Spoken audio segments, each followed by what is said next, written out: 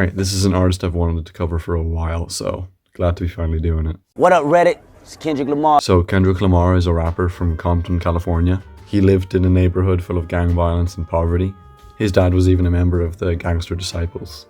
As a teenager, he started writing poetry and eventually started rapping under the name m.A.A.d. He released a couple of mixtapes in the 2000s before getting signed to Top Dog Entertainment in 2009. And he released his debut album in 2011, which I'm reviewing now. Cardo, my evil twin. Cardi, my evil twin. While it's not as good as some of his later work, I still think this is worth checking out. The name of the album comes from a combination of Section 8 housing and the 1980s, the decade Kendrick was born in. It has a mix of sharp storytelling and talented lyricism that come together to talk about the issues that affected black people in America during the Reagan presidency, as well as some of Kendrick's personal issues. This album also features light touches of a narrative about a girl named Keisha. The instrumentals are clearly boom bap inspired, but very atmospheric, a weird mix that works surprisingly well. I'd be lying if I said this album didn't vary pretty substantially in quality. Some of the songs on here are some of Kendrick's best, while some of the others are his worst.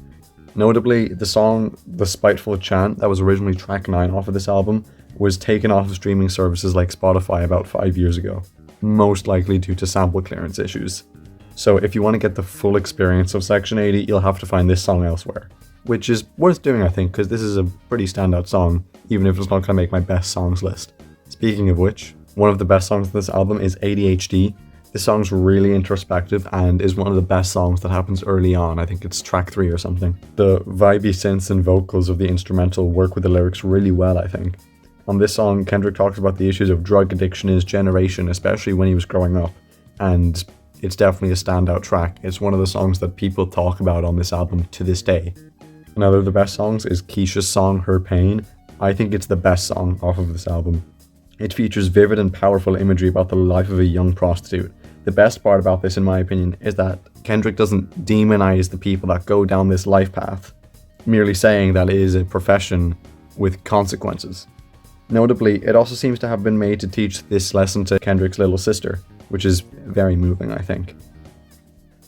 It shows the kind of storytelling that Kendrick would pursue more on Good Kid, M.A.A.d City, which makes sense seeing as this song was originally made for that album. Another of the best songs is the closer, High Power. It's really thematically fitting in my opinion, as it talks about self-empowerment and personal growth. Kendrick also interpolates a line here from Kanye West's So Appalled, which is a pretty cool moment, I think. I really like that song. And the instrumental here is pretty laid back to let Kendrick's lyrics and flows shine, and I think they really do. So as for the worst songs, I won't be including the songs Chapter 6 and Chapter 10 on here, as they're more like interludes. They also show how this album is kind of like a book, in the same manner that Good Kid, M.A.A.d City is meant to be like a short film, because these are the 6th and 10th tracks on the track list respectively. Pretty inconsequential, I think, but cool detail. So on to the real worst songs. So what I think is easily the worst song here is No Makeup, Her Vice. This one's just fine, to be honest. The chorus from Colin Monroe has really weird vocal effects on it, and the production on the whole track is pretty lackluster in my opinion. The instrumental mainly features a piano, and Kendrick would make better songs with similar instrumentals later in his career, especially on Mr. Morale and the Big Steppers, which, if you couldn't tell, I really like. Another of the worst songs is Tammy's song, which comes directly after No Makeup, as far as I can remember. And it's a shame that I have to put this here, because it has some of the most interesting lyrics on the album, where two girls get together after being sick and tired of their boyfriends cheating on them, and the chorus interpolates "See Murders Down for My..." Okay, I can't say the last word of the name of that song, but I'm sure you can guess what it is. And that song is a classic hip-hop track, so it's great to see that, Kendrick's appreciating that on this album.